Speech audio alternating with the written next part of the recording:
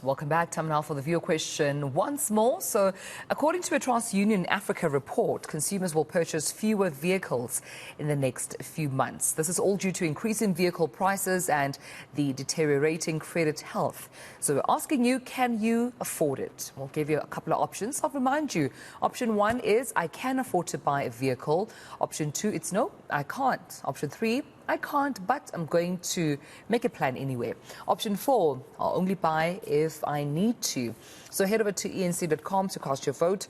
Also have your say on our social media platforms. You can tweet at eNCA on Twitter, hashtag the SA Morning, and leave us a comment under our eNCA News Facebook page. Now, today marks the end of the financial year, and for many taxpayers, this can be quite a worrying time, especially since the receiver of revenue has tightened up measures to improve revenue collection. But according to Claire Klassen, consumer financial education specialist at Momentum Metropolitan, it can be quite simple and consumers can even benefit from SARS incentives. So Claire, joining us this morning. Thank you so much, Claire, for your time, but also just educating us and giving us more insights on how to make our lives easier, because I think for most South Africans, tax affairs can be quite confusing and also a bit overwhelming. So let's start here. The end of February being, the tax year end. First of all, what does this even mean? And what do consumers really need to know about this? Well, thank you very much, firstly, for having me on your show on this very important day. Today being tax year end. It's the time of the year where individuals who wish to include transactions for SARS to note in the submission of their annual tax return by the 28th or the 29th of February, should consumers have any of their bonus left. I don't know how many of you do, but if you do have some of your bonus left and you've got a retirement annuity contract with any financial services provider, now is the time to, invest a lump sum, because certain of your transactions are claimable back from SARS. Being a retirement annuity contribution, you get what we call a contribution certificate that shows, exactly how much you have deposited into the bank account of the financial services provider for the specific tax year. Let's say, for example, you deposit 1,000 Rand a month.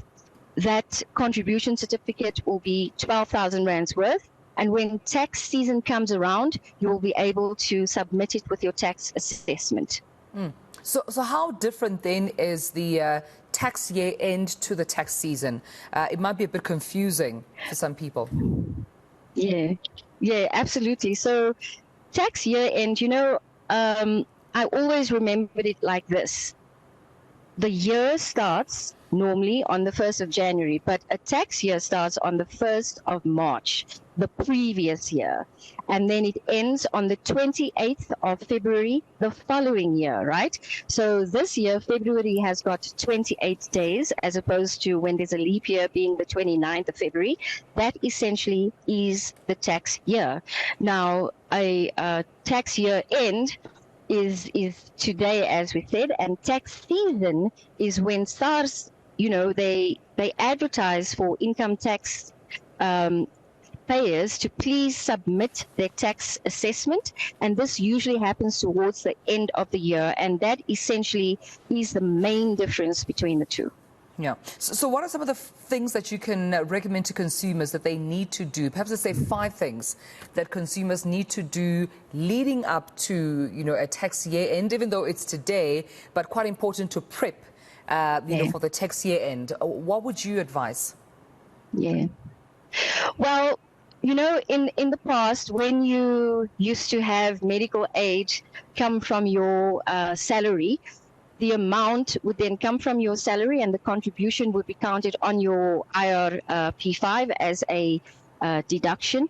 Now, every time you pay for medication, cash medication, what we normally need to do is to keep our receipts.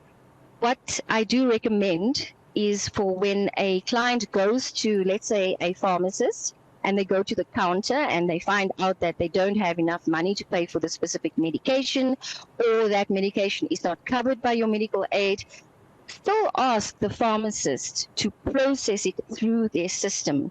Because once you do that, that transaction will show up on the medical aid tax certificate at the end of the year.